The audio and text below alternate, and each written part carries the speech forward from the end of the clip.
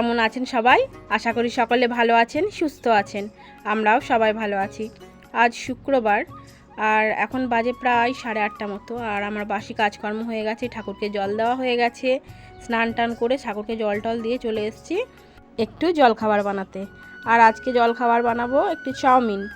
আর এই যে বাদাম, কাঁচা বাদামটা একটু ভেজে তুলে নেবো, দিয়ে চাউমিনটা দিকে সেদ্ধ করা হয়ে গেছিলো। আর কড়াইয়ের তেলে 2টো ডিম ভেজে তাতেই চাউমিনটা দিয়ে একটু নেড়ে চেড়ে নিচ্ছি। আর বাইরে আমি একটু পেঁয়াজ কুচি, তারপরে লঙ্কা কুচি, একটু সস নিয়ে এসে রেখে দিয়েছি। আর চাউমিন আমার হয়ে গেছে। এবার টেবিলে নিয়ে এসে একটু ভালো করে সাজিয়ে গুজিয়ে নিই, দিয়ে খাওয়া দাওয়া করে নেবো। আমার ছেলেকে ছেলের খাবারটা দিয়ে এসেছি, দিয়ে এবার নিজের খাবারটা বানিয়ে নিচ্ছি। আর একটুখানি পেঁয়াজ কুচি দিলাম, একটু লঙ্কা কুচি দিলাম, আর একটু সস দেবো, দিয়ে খেয়ে নেবো। আর রান্না দিয়ে করব, মাছের ঝাল করব।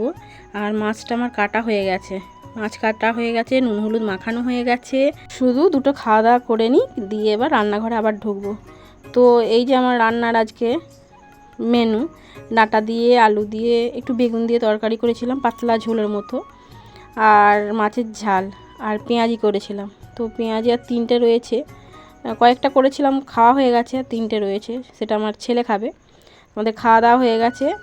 আর এইখানে একটু বাইরে এসেছি, ছাগলের ঘরের এদিকে এসেছিলাম ছাগলগুলোকে একটু দেখতে এসেছিলাম। এবার এত রোদ, দরকার নেই, গিয়ে শুয়ে পড়ি গা, তারপরে বিকেলবেলা আবার যা হয় হবে। তো ঘুম থেকে উঠে সব কাজকর্ম করে এখন রাতের আবার খাবার বানাতে চলে এসেছি।